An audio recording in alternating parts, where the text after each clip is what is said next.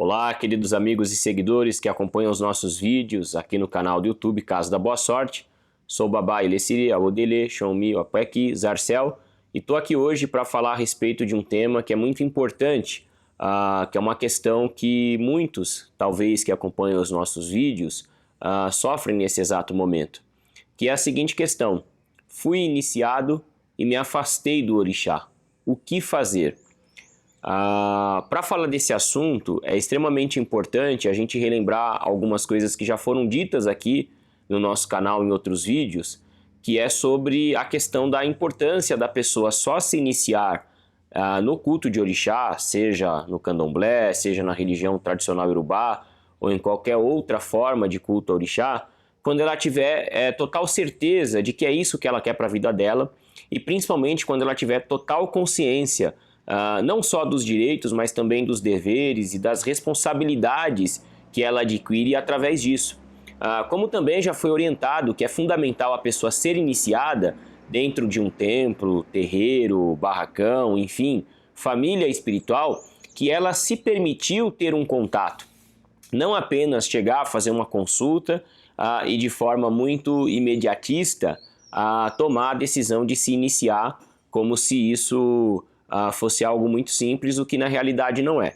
Eu costumo dizer que, tal como um relacionamento, onde as pessoas primeiro se conhecem, ficam, depois namoram e depois ficam noivas para só após isso se casarem, o processo iniciático também deve seguir esse padrão.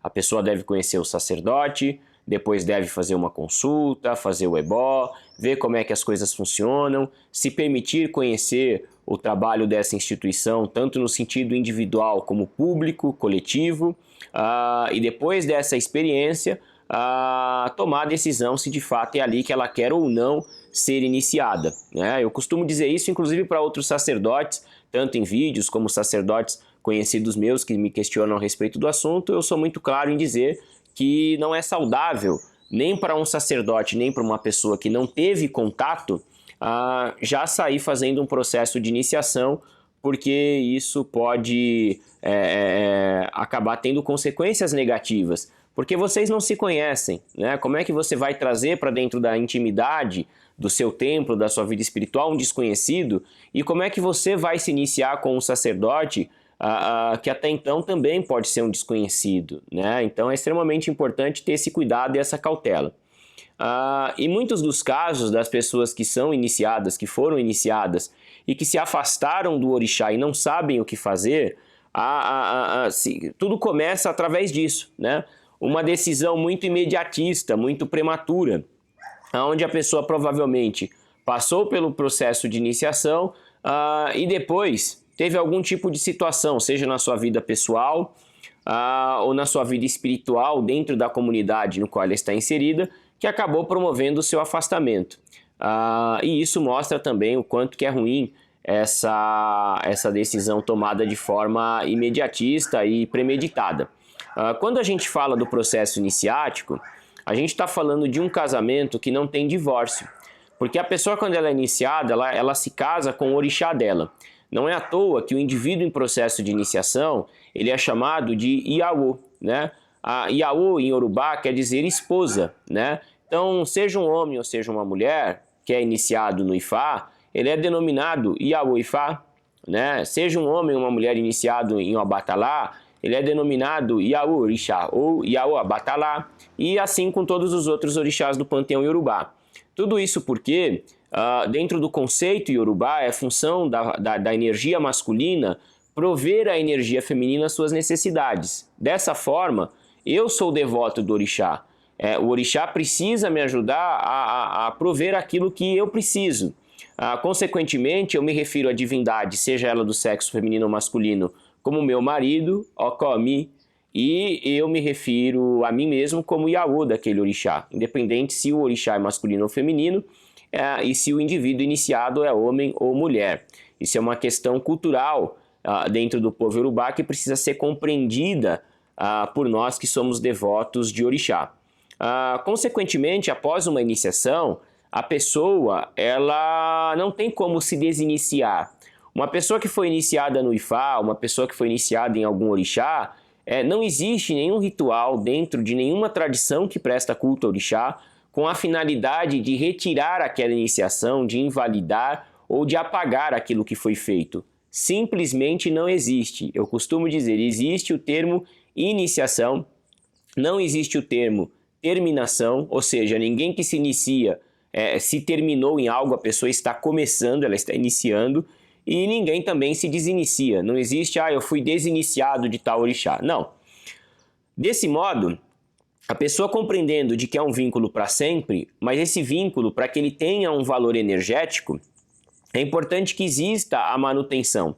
E essa manutenção se dá através do cuidado da pessoa com o seu próprio assentamento no dia a dia, através do que nós chamamos de Ossé, que é os dias adequados para se cultuar o assentamento de orixá que a pessoa tem.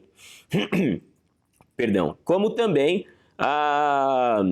o cuidado dentro da coletividade, aonde a pessoa ela vai procurar ter um cuidado de ter uma frequência, um envolvimento com a instituição na qual ela passou a fazer parte uma vez iniciada, né? Lembrando que na cultura, não só iorubá, mas em muitos povos africanos, aborígenas, né, o processo de iniciação é algo comum e é algo que não tem apenas um valor espiritual, tem um valor social e um valor cultural. Então, quando uma pessoa é iniciada, ela precisa compreender de que o processo de iniciação dela tem não só algo relacionado à espiritualidade dela e da divindade que ela está sendo iniciada, como também ao clã que ela está ingressando, que ela está fazendo parte. E aí é que toca no ponto que o vídeo de hoje quer abordar com cada um de vocês. Você que foi iniciado, mas que depois do processo de iniciação, seja pelo motivo que for, teve um afastamento não só da sua família de orixá, como também do orixá e se questiona o que fazer, eu vou te explicar. O ideal primeiro, gente, quem ainda não é iniciado, é seguir exatamente o que eu falei no princípio desse vídeo. Tenham total cautela para escolher o local e a família que você vai ingressar. Se permita conhecer o sacerdote, se permita conviver com o ambiente coletivo por um tempo, até que você olhe e diga, é esse o caminho que eu quero. Aos sacerdotes eu faço o mesmo apelo. Não tratem um orixá como um produto que a gente coloca à venda. Eu, particularmente, com todo o respeito, fico muito chateado quando eu vejo cartões escrito vendemos magias, iniciações e pactos, como se tudo isso fosse um produto, enquanto que na realidade a função do sacerdote é consultar o oráculo. Né? Um babalaô, ou um babaolorixá, ou iaolorixá, ele tem que primeiro consultar o oráculo. E ele só vai fazer aquilo que o Ifá ou que o orixá determinar em consulta. Quando você já oferece isso como se fosse um produto, a gente está passando uma ideia ruim e errada de que basta a pessoa comprar, ter o dinheiro para se iniciar, que ela pode adquirir essa força, esse axé, e que não há critério algum para isso, né? Enquanto que na realidade, tradicionalmente falando, não é assim que funciona, né? Em todas as famílias da religião tradicional iorubá, em terra iorubá, todo o processo de iniciação, além de ser consultado o oráculo, a pessoa antes de ser iniciada passa por várias cerimônias onde ela é testada. E caso ela passe nesses testes, aí sim ela vai ingressar aquele clã e aquele grupo. Caso contrário, não é feito o processo de iniciação, né? Então é algo que a gente precisa ter uma responsabilidade, compreender de que o orixá não é produto, de que a função de um babalaô, de um maior-orixá, de um babalorixá é consultar o oráculo e transmitir para os seus seguidores a sabedoria desse oráculo e transmitir as orientações. E quando uma pessoa for recomendado a ela um processo de iniciação ou ela demonstrar essa necessidade, essa vontade, cabe ao sacerdote ter responsabilidade de orientar a ela sobre os prós e os contras dessa decisão, sobre os direitos, os deveres e as responsabilidades que isso implica na vida de uma pessoa, para que nada seja feito no escuro, para que a pessoa possa estar dando um passo realmente consciente daquilo que ela quer fazer e do que ela pretende fazer, porque tem uma consequência, e isso não pode ser ignorado. Dessa forma, dito isso, para você que já foi iniciado e por algum motivo existiu esse afastamento não só da família espiritual, como do orixá, ou seja, hoje você não tem um sacerdote, hoje você não tem um conhecimento e mesmo que tivesse, não dá para uma pessoa cuidar dela mesma, é importante deixar isso explícito, Todo médico precisa de um médico. Existe um provérbio de Ifá que diz: por mais que a faca seja afiada, ela não corta o próprio cabo, né? Então, por mais que um sacerdote tenha um conhecimento enorme, ele vai precisar de um sacerdote para cuidar dele espiritualmente e para ele continuar aprendendo. Então, seguidores, principalmente seguidores que não têm um processo de treinamento e de formação sacerdotal, não cria a ilusão de que há a possibilidade de uma pessoa se autocuidar dentro do orixá. Eu costumo dizer que a axé não se cria, se transfere, né?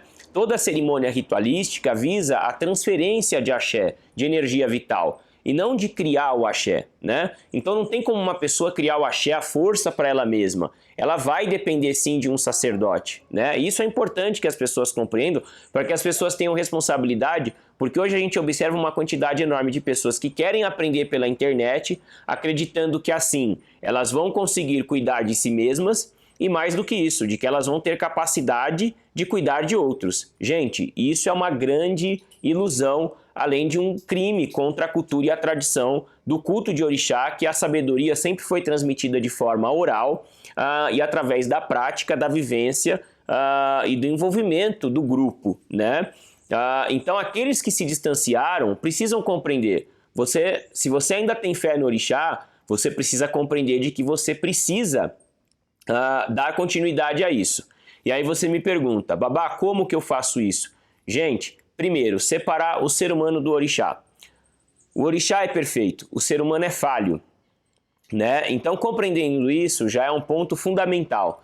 Mas eu não me adequo à realidade da casa que eu fui iniciado. Ótimo, você não é obrigado a continuar nela, desde que você saia com respeito, desde que você respeite aquela comunidade que lhe acolheu, né? Assim como é obrigação da comunidade lhe respeitar, uma vez que você fez parte dela, e desde que você procure ter um critério e uma consciência para começar a vislumbrar um novo local para praticar a sua espiritualidade, mas você vai precisar de um novo local. E aí nesse local, não repita o mesmo erro, lembrando um ditado popular aqui no Brasil e talvez no mundo: errar uma vez é humano, duas já é burrice, né?